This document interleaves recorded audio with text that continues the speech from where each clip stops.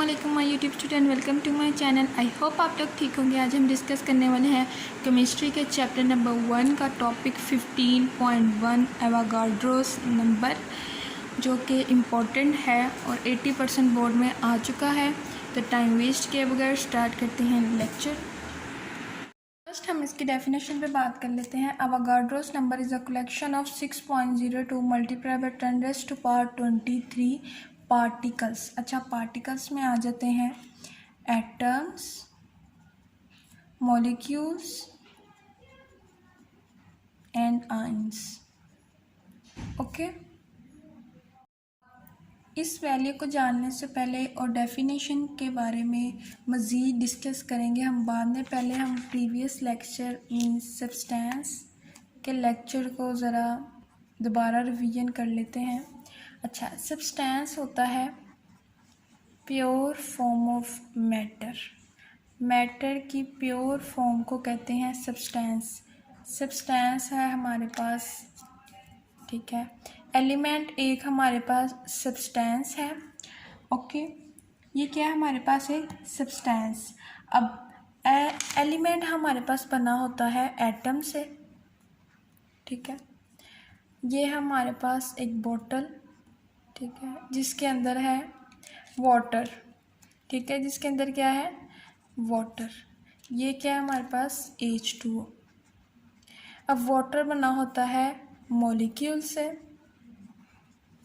Then है हमारे पास NaCl। NaCl बना होता है फॉर्मूला यूनिट से। किससे? फॉर्मूला यूनिट से। तो थी हमारे पास सब्सटेंस की एग्जांपल। अब हम एक मेन बात जान लें कि एटम्स, मॉलिक्यूल्स और फॉर्मूला यूनिट को काउंट करना इम्पॉसिबल है। ये तो सबसे मेन बात थी कि एलिमेंट्स के अंदर जो एटम्स हैं हम उसको काउंट नहीं कर सकते। वाटर के अंदर जो मॉलिक्यूल्स हैं हम उसको काउंट नहीं कर सकते। NaCl जो सोडियम क्लोराइड है उसके अंदर मौजूद फॉर्मूला यूनिट्स को हम काउंट नहीं कर सकते। अच्छा, अमाइंडो एवोगाड्रो ने हमें एक वैल्यू दी 6.02 मल्टीप्लाई बाय 10⁻23। ये उसने हमें एक फैसिलिटी दी। क्यों दी? इसलिए दी ताकि आप लोग एलिमेंट के अंदर मौजूद हम मोल्स की एक एग्जैक्ट वो कहते हैं वैल्यू को जान सकते हैं। अब मैं आपको बताती हूँ, इजी वर्डिंग में बता देती हूँ, ऐसे आपको समझ नहीं आनी। ये है हमारे पास 12 एग्स, ठीक है। You know that 12 eggs is equal to 1 dozen. I hope आप लोगों को पता होगा कि 12 एग्स इक्वल होते हैं 1 डोजन के। ओके, वैसे ही सेम टू सेम, वैसे ही जैसे अब 6.02 मल्टीप्लाई बाय 10⁻23 इक्वल होते हैं 1 मोल के।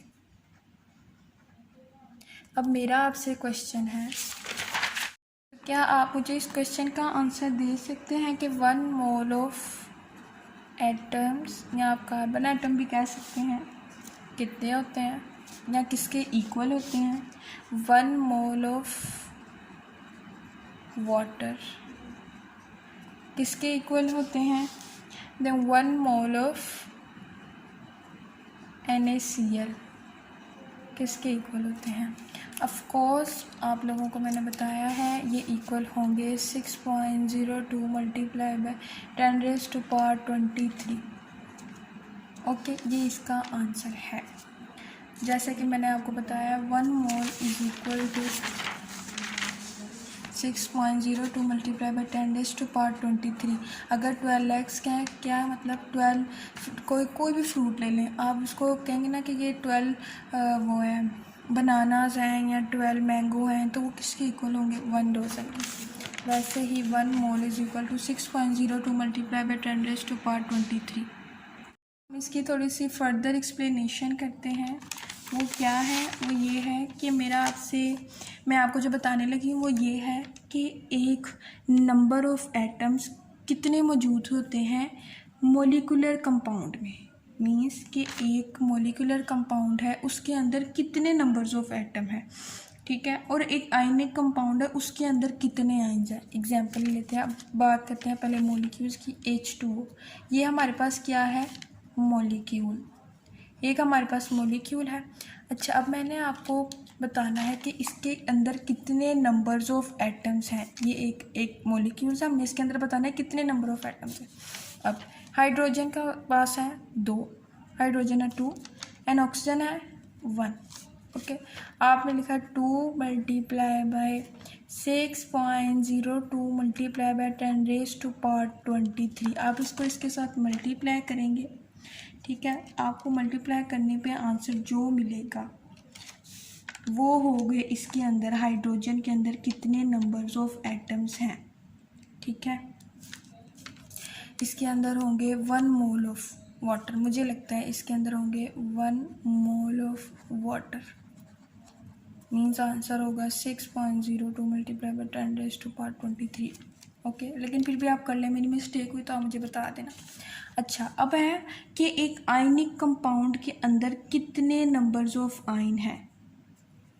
अच्छा, एक आयनिक कंपाउंड है हमारे पास NaCl, ये N है हमारे पास सोडियम, ये Cl है हमारे पास क्लोराइड।